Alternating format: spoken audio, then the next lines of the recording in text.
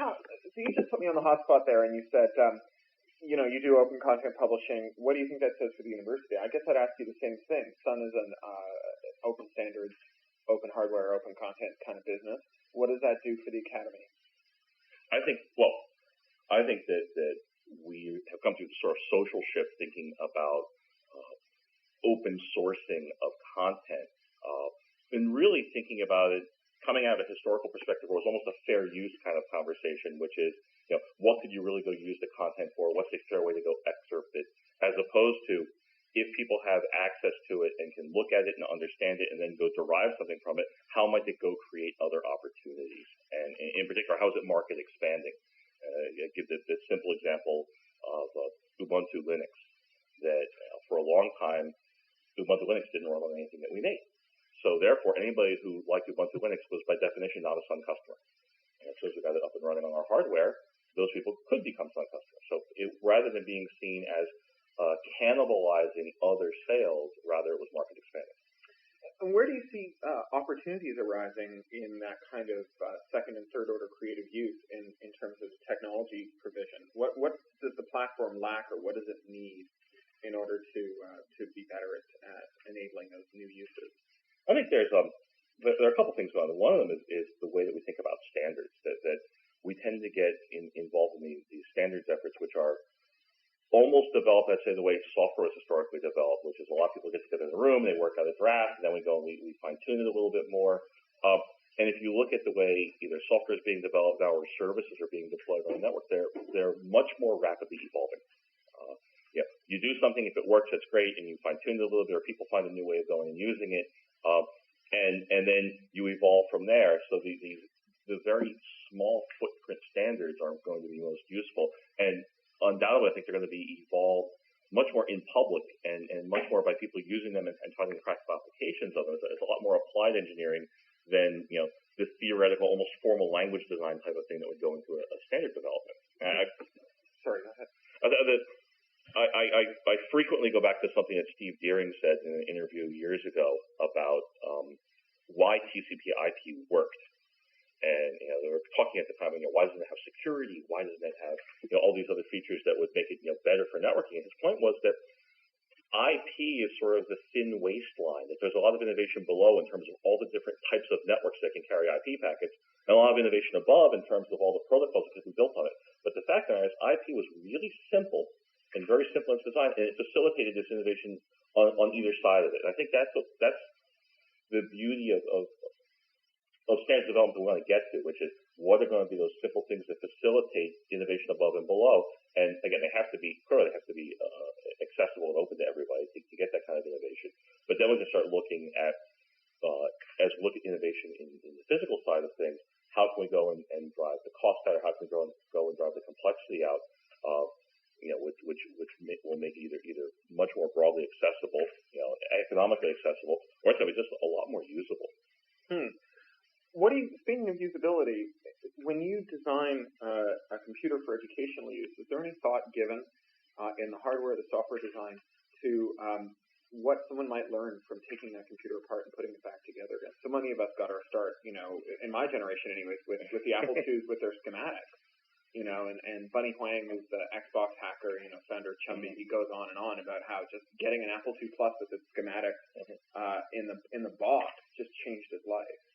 I think that there are sort of a number of things I think almost conspiring against that. One is just the degree of integration on single chip, which is that from the physical manifestation, you can go and pop the cover off, and you're going to find a couple of big ASICs underneath there, and you're going to look at them, and unless you're really, really good at doing black box testing and figuring out, based on what the inputs are, understand what the functions are, you're not going to learn. You can learn some things about the schematic design, and certainly learn some things about the packaging.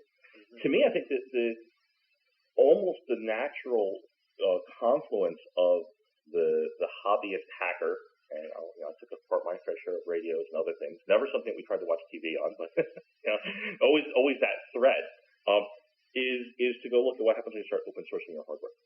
What is it that you could go learn from it, and where are people going to go derive from there? We open sourced all the register transfer logic for the Spark T1 chip. And why? Do we think that people are going to start home fabs, start making these things in their basement? Oh, it's a fairly high startup cost to doing that.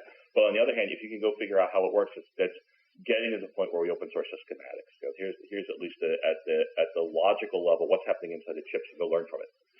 And have you seen anything come out of any of your users yet that has surprised you with that stuff? I think I'm just surprised by both the geographic diversity and the number of people who have downloaded the OpenSpark specification. Start to look at it. Again, there's a certain lead time.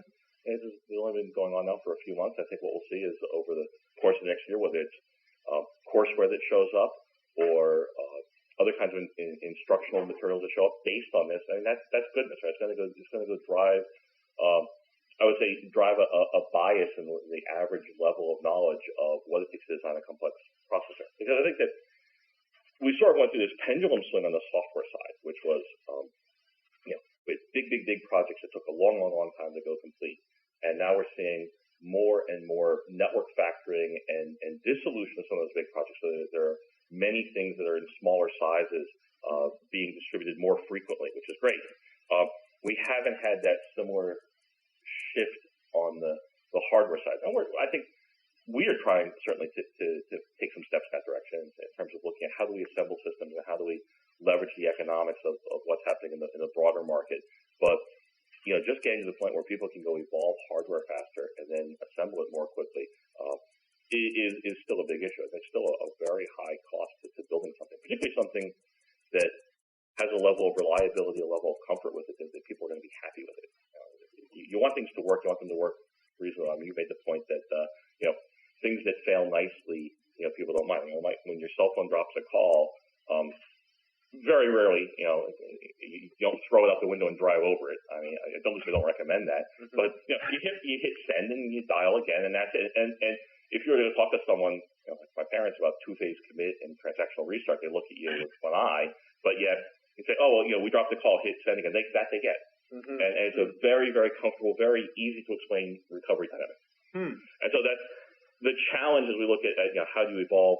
I would say how you evolve hardware more quickly is how do you get to that point of finding the right balance between reliability and usability and rapid evolution. When you talk about something that is going to live on the network, certainly there's a sense of large user base, large geographic distribution of the user base, and they want it to always work. Right. Now you can go and design for higher reliability through redundancy or recovery or better instrumentation, sort of all the things we've learned about building reliable systems by solving some of those things in software, but it's invisible to the user. If it's something the user is going to touch, if it's a laptop or a phone or a game device, it's going to be pretty rugged. So one of the ways that network software and network services distinguish themselves from traditional software is the extent to which the person who deploys the service can get continuing insight into how the service is used. And obviously, the way our users use our technology is ever surprising. We just heard about Edison and his light bulb in that earlier talk. And, Edison's a great example. This is a man who thought that the telephone would be for listening to opera, right? He was so completely wrong, and yet he was so completely right. And sometimes people who think about technology patents like to point out that people who invent stuff are often not very good at figuring out what it's for. There's in some ways different skill sets. How do you get that level of feedback that, say, Google gets when they say, okay, we're going to deploy a UI change and serve it to the next 10 million queries, which will take about a second, right? And then we'll just take the data we got from those 10 million queries and figure out whether or not that was a really good iteration of the UI. How do you get that with hardware design? There's and that's. I mean, on the hardware side, clearly the cycles are a little bit longer. I mean, you go manufacture something and produce it. But I think part of it is you look at the ecosystems that come out on top of it and what are people using them for. And I'll give you sort of, I would say the almost the two extremes. And one of the things we've been kicking around within Sun is sort of what's the future of this $100 computer? If you believe the one laptop per child, you look at that as I think Jonathan Schwartz has said publicly, we don't want to be in the one system administrator per child world. It's just not very scalable, and it supposes a level of complexity that's very hard to deal with. On the other hand, I look at I have a teenage son, and sort of game devices are de rigueur. Everybody's got one. Well, that stuff doesn't require any system administrators. And we know how the software evolves on top of that. So it's a question of what are the interfaces that you expose, and what can people go do with it, and then what's the telemetry you're getting off of it that would let you learn something interesting about how it's being used. Both telemetry from the hardware, so you can see how efficiently you're using it, and therefore maybe go learn something else about whether you're going to do compiler optimization or OS optimization, or even in some cases, just you start to learn interesting facts about how the system behaves. One of the employees I was talking to about a couple of months ago sent me a note saying, can you actually go map software into heat and tell me, what software is simply the worst performing because it just makes, the system operate in less efficient ways. Like one of those old algorithms that would make the hard drive spin back and forth, and walk across the lab. Yeah, and it was always, a certain unnamed family member of mine, once did the same thing, spinning a tape drive back and forth until it broke, and that, made for a great example when the parents were in for visiting night. And, here's our PDP-11, and his tape drive, and oops, chuckle, chuckle, chuckle. They know, of course, who did it. Right. But that, this level of what do people go do with it? I think it's a question of what kind of opportunities you're going to go create, and do you see them as additive?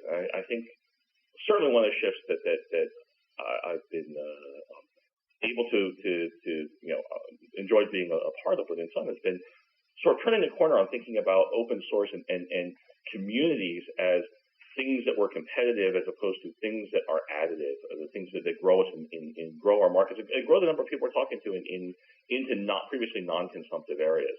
And the Ubuntu example is one. Open source for Solaris is another. Just the extending our reach. Bob Bruin, who's the co-CTO of software, put it pretty well earlier this week. He and I were talking, and he said, we've exhaled a lot, and now we have to start inhaling too. Go learn from what we inhale, whether it's software projects that we want to optimize or things we're going to go contribute to, or just kind of learning, what's out there from the feedback and learning what's out there from the way in which the community is using the things that we're promoting. So Bruce Sterling, in his last nonfiction book, Shaping Things, he talked about a future in which we would get telemetry off of devices, not while in use, but at their end of life cycle. So we might go and analyze the world's landfills to figure out whose stuff ends up in them. And he talked about whether or not devices could ever be designed so that they gracefully decompose into parts that could be folded back into a manufacturing stream. Do you think that there's any future for that, or is this tight coupling that you described, this tight integration, too extreme for us to think about that? Well, the tight coupling always kind of worries me of any kind of system, because when you start getting tight coupling, you get sedimentation and things get brittle. You end up either with the city streets in Boston, which take decades, if not longer, to go fix, or you see what happens when you take a nicely composite hockey stick and put it between two bodies. It shatters because it's laminated, and laminates explode under pressure. That as you look at this notion of what do you take out of a device, it's almost like the flight data recorder problem. You're going to go and collect a whole bunch of telemetry, and there's clearly a privacy and a security aspect to that, which is, so now are we able to go back and see what you did? And I always want people to see what you did, but rather can we take those things and aggregate them and then go learn about either uses or misuses, in some cases, things that were impediments to use. Oh, we thought people were going to be, doing something this way. Instead, they did it this way because it was much easier to do it sort of through this backdoor or this other channel, even though it wasn't the obvious or the intended way that we wanted someone to go use the device. And then as you manufacture things, how do you design them so that they can be taken apart and recycled? One of our goals in building systems to get them to the point where we get 90 to 95% recyclable materials, that almost everything can go back somewhere else. It doesn't end up in a landfill. And that's, as you look at the number of trends we've had thinking more about the social impact of engineering, we went from sort of very simple, what can you do, what can't you do, it doesn't solve, does it not solve, into thinking about much more ecological, to add to the economical aspects of engineering, which is, so, how does this device work? How does it behave over time? And then when I'm done with it, it doesn't have hazardous substances in it. Can I reuse the pieces? Are they, is the silicon going to be useful for anything else, and what are the properties and the requirements to go recycle it? I think there are similar kinds of trends going on in a lot of other industries. If you look at the pharmaceutical companies, they don't just worry about what drugs they can make, but rather what's it cost to make them? Do they throw off byproducts of making them? And when you metabolize them, you end up excreting bad stuff into the environment. So you get better, but everybody else gets sick as a result of you getting better. Right. And there's interesting network effects that we'd start to look at then as it's not just you and your set of things, but rather you and your set of things multiplied over a large number of people that are connected together. Again, connected together in an ecological place or connected together in a network perspective. So another question about hardware design that's very fraught these days is whether hardware can be used to keep secrets and from whom it can keep secrets.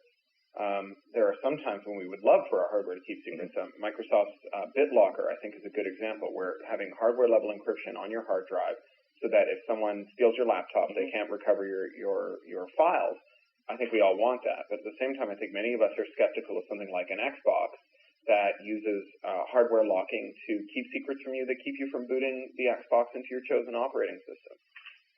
So this is the as we start to look at the issues of identity and security and privacy, we also come up then with trust, which is, what's the purpose of actually keeping a secret? Well, it's so that you either can control the flow of information where there is no trust, or that you can validate information, again, where there's either imperfect trust or less than ideal secrecy or less than ideal security.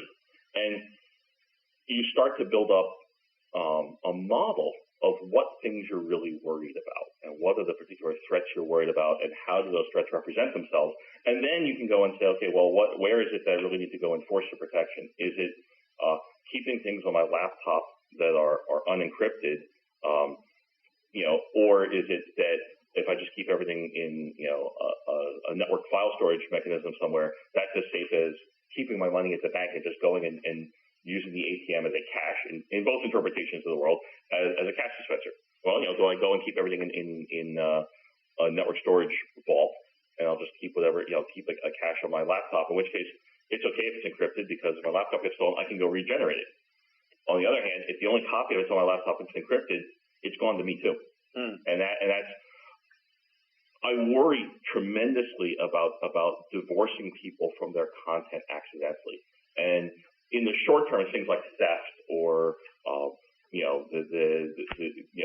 lose the only copy of something that's encrypted and it's gone, or you lost your laptop with your book on it and it's gone. And maybe the coming crisis that people have all their digital pictures on hard drives that are a few years old. Next thing you know, they crash and oops, I lost all my pictures of the family and they weren't backed up anywhere. But over longer periods of time, what's the encoding of the data, and do we actually know how to go interpret that? 5 years, 10 years, 50 years from now. I don't think we have that much experience. I have, I think my mom probably asks me at least every 6 months when she can throw away the paper tape that's in my bedroom, from high school. And it's at the point right now where it's sort of like a neat placeholder of 25 years ago. But that was the preferred storage and transfer mechanism, lacking anything else. And the TRS-80 with the cassette tape backup unit was a big improvement over that. Right. It's hard today to go back and say, okay, well, you're going to find a KSR-33 with a paper tape reader on it. In some museum somewhere you can go read back the few thousand bytes of content. Tom Jennings, who created FidoNet, collects those things. Yeah. So you could probably go to LA and get one. Yeah, but it's as a curiosity, not as a preferred mechanism for interchange. So now as we look at how are we creating documents, representing them, sharing them, validating their identity, so encrypting them or signing them so that they can be proven to be correct and authentic, and then later making sure if they do need to be kept private that we can make them unprivate. You go and you write your will in your favorite word processor. At some point later, your heirs are going to want to go read it. You hope, and you hope that they can't. And you don't want to, basically say to them, well, I'm sorry I wrote my will using this particular word processor, and I hope they're still in business. Oh, and by the way, here's some money to go buy it. So I thought that I knew the answer to this conundrum. Maybe you can tell me if I'm being naive here, but every computer I bought has had about twice as much hard drive as the last computer I had. And so basically I could pour everything I had from the old computer into the new computer and still have that much space again. And so I never had to worry about physical access to the bits. You're right, paper tape is a special case and so on, but we're beyond the realm of paper tape now. Generally speaking, it's all online storage. It's all online storage live. And I've always been able to acquire emulators for every previous generation of hardware. Now, I worry that trust in trusted computing, which is supposed to distinguish between emulated and physical hardware, might subvert this. But generally speaking, I can emulate your PDP-11. I can emulate your PDP-11 on my watch. I mean, I can emulate your PDP-11. I can emulate your C64. I mean, we can emulate a C64 in the chip that's in the joystick that used to come with the C64 as a peripheral. So why isn't that the answer to this? It is until you start to get into, so from a hardware perspective, it absolutely is. Then the question is from a security and an encryption perspective, can you go run the particular software on, whatever it is you're emulating, and do you have permission to go run the software? So if you are, is it possible for you to go buy a particular copy of the app that you need to go read back an old file format? And if the answer is, well, we could go write something to go read it. Well, if it's encrypted, even if it's not meant to be, if the encryption was done not necessarily in a cryptographically well-engineered way, but rather in a content protection vein. It's not so much that we're going to try to enforce secrecy here, but rather we're just going to try to make sure that no one else goes into the content, and there's a certain measure of obscurity in there. There are all kinds of interpretations of the DMCA that say you can't go write a decoder for it because you'd be violating federal law in trying to read back your own content. And that's, to me, this digital divorce is that you end up putting something through the trapdoor, and then on the other side say, okay, I've now signed up to a lifetime of making sure I can always go read it back. And where we're going to have standards, where we're going to have interoperability, is going to be in making sure that we always have access to that content. I think this was perhaps missed in the Commonwealth of Massachusetts deciding almost 2 years ago now that what they were going to do going forward was only use office productivity software that read and wrote open standards. And it wasn't that they were making decisions about any particular vendor. Rather, they were trying to make sure that they would always be able to get access to, in some nice XML or ASCII readable implementation, the bits. And that the bits would be useful. I mean, this at some level it's human readable, right? You want to make sure that you can go, get at what the intent was some number of long years later. Natalie Jermajenko at UCSD calls that legible computing. Oh, I like that. And that's, this is, I think there's a whole set of social aspects of computing that we're just starting to worry about. And again, my first experience with computers, as was the case with a lot of me discovering things, is I ended up with a lot of free time in high school, mostly through a succession of broken bones, and discovered the computer lab.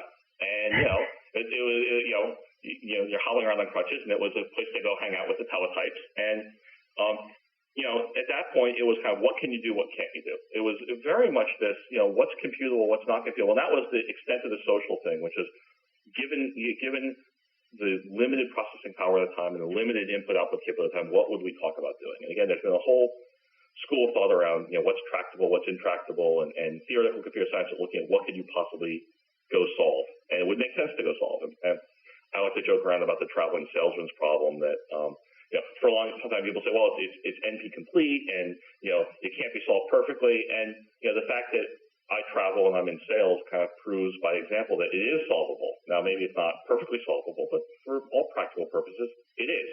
At least within epsilon of what would define good enough. And coming out of this cost and time, I think then we started worrying about globalization.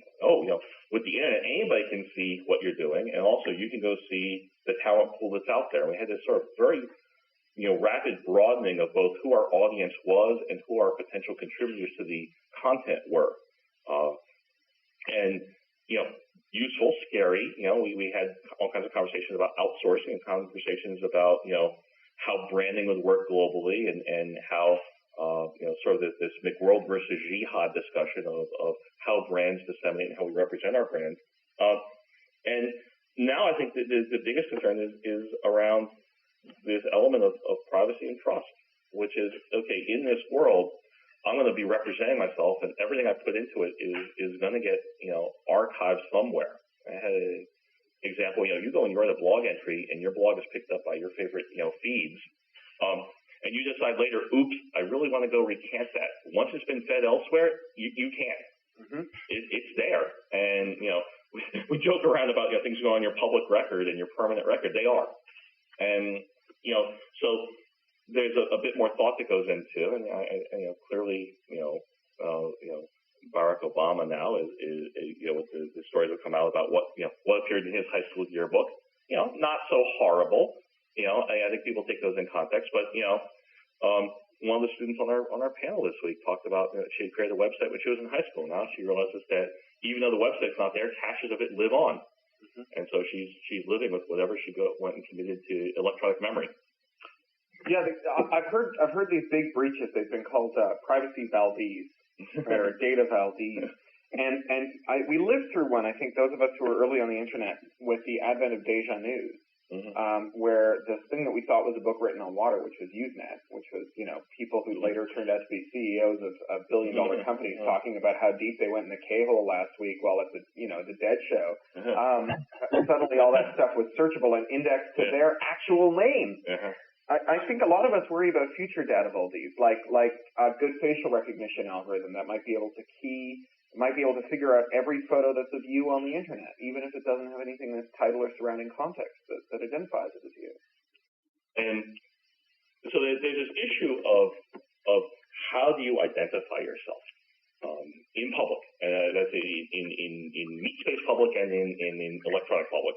And I think we've gone through a narrowing phase where we want to get more and more centralized control, and certainly emphasis on identity management and on access controls about we're going to have a single corporate system of record, then go figure out what you can go do from there. And, for me, accessing my company's records, and certainly in our current mood and mode of regulation, it's required, certainly in the U.S. in some cases. But once I step outside, that's my work life. That's a small portion of what I do online. There's, me on eBay and me with my bank and me in, various organizations I volunteer with, and I'd like to disclose some parts or elements of things to each of those organizations, but there's no reason or no need for them to all see each other, and to be able to aggregate. I think that part of the concern right now is not just that all the data is there, but that with all of it being accessible through Google or your favorite search engine, you can now start drawing interesting inferences and to start doing the joins of sources of data that were very, very hard to go get before. If you have someone goes and enters a document in a court case, and historically it would have been the lawyers, the judge, and perhaps the witness who actually saw the relevant piece of that in that closed room. If you weren't in that closed room, you had no idea what was there. Now evidence goes in and shows up online. And there's a massive disclosure now of things that were only interesting in that private realm, and you've expanded the visibility of that data. We had an interesting incident with Boing Boing where a company called Secure Computing that makes a web filter, censorware program, classed us as pornography. And they offered us a deal. They said that they would unlock us if we would rearrange the site in such a way that it would be easier for them to censor a few posts. And we basically told them to get bent. We found out that they were supplying software to Syria and the United Arab Emirates and so on, China, and we said, we don't really want to cooperate with you. And then one of our irate readers went and Googled the name of the guy we've been dealing with, who was the CTO of this company, and they make Smart Filter, and they discovered that this guy was, in his spare time, a diaper fetishist. And he liked to post in newsgroups about how much fun it was to hang out in diapers with other big babies and poo himself. The thing that was striking about this wasn't that he was weird, because we're all weird in our own way. It was that he wanted to use his power to deny other people the capability of being just as weird as he was. And clearly being a diaper fetishist is a hard thing to do before the internet comes along and makes it possible to find alt.fetish.diaper. Well, there's there's good news, bad news, and worse news here. I mean, the good news is clearly when you talk about being able to go find online communities, whatever your degree of weirdness is, true, you can go find it, but you can also go find weirdness that we do want to aggregate. I mean, I think that 10 years ago, the number of drug companies interested in treating Asperger's syndrome was near zero. It wasn't an interesting market. And then Wired did an article about how Asperger's and autism are certainly on the increase in places, like Northern California. And the fact that you can go online and find communities now with hundreds of thousands of people in them makes it an interesting market. And so there's a power of aggregation that has a social good to it. Mm-hmm. On the flip side, as soon as you want to go control where the aggregation occurs, or in some cases, you want to go control how people are going to go find these points of aggregation, you're taking away people's ability to go make decisions about what's good and bad. I'm regularly come back to something that was said to me by, of all people, a 7th grade music teacher who said, there's good music and bad music, there's music you like and music you don't like. They're not the same thing. You can like bad music, and there's plenty of good music that you may just not like, or you may not like yet. Don't be confused by that. And there's good content and bad content, and there's by anybody's standards, those standards are going to change. So when you start to talk about filtering and even in filtering in the sense of internet safety and security, you start to look now at who is making those decisions, rather than are you taking personal responsibility for deciding what you're going to like and not like. And I worry that we're losing that ability. And certainly as a parent, I worry about how do we convey that individual responsibility about what you do and not do. That certain kinds of content sharing are good because you're distributing content. Other kinds of content theft are bad. Because you are denying the artist who is, making your music or writing your books, where they are looking for compensation. And to understand it's harder. It's a lot harder than don't go steal candy from the 7-Eleven. But it is a new set of sort of, I would say, interesting parental or educational norms that we have to go convey in terms of how you go behave online and what you go do and not do. And regularly I have parents of my kids' friends or other parents saying, we want to go install filtering software. It's like, why? Eventually, if your kids are good enough to find a way around it, or, they'll just go, take their laptop to Starbucks and work around whatever else you happen to put in place here and use a different network. And it's a question of personal responsibility and how we go define that, and how we define that when there's just so much more content and so many more places about which you have to be responsible. So I want to unpick this idea of policy. Just 1 second. Yeah. Excuse me, can I interrupt? I'm sorry, I just wanted to say we're about 10 minutes over. I just wanted to keep an eye on the time. Oh, okay. Yeah, I've been watching it here. Why don't we go for another 5 minutes and then break? Is that good? Okay, that's great. Will there be a few minutes for photos after with that? Yeah, we've got time for photos. Okay, great. Thanks so much. So I wanted to ask you a little bit about policy and trust. And it seems to me that one of the big problems with filters that you just identified is who gets to set policy in the machine. I'm a science fiction writer, and one of the things that offends me in science fiction movies is when it turns out that the rocket ship has a self-destruct button that's been pressed by accident, and now the whole thing is going to explode. And I always wonder, wouldn't it be simpler just not to put a self-destruct button in the rocket ship, right? Isn't it just better engineering not to have a mode where the rocket ship blows itself up? And by the same token, I often wonder when I see trusted computing architectures which allow remote parties to enforce policy on your hardware. Given that is, although we can imagine beneficent examples of this, given that is what spyware is by definition, right? Spyware is remote parties setting policy on your computer against your wishes. Is it ever a good idea? Will it ever be a good idea? Can we think of a trusted computing architecture that improves your security on net? Or is this always going to be putting a self-destruct button? So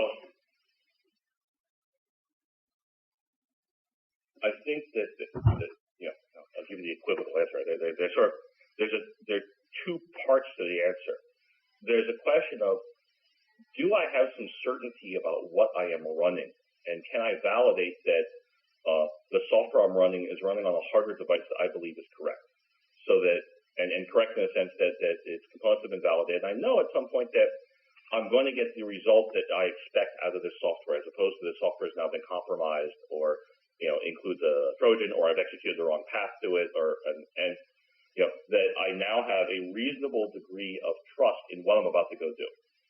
The question after that then is, so now what I'm going to go do, is there anybody inflicting policy on that?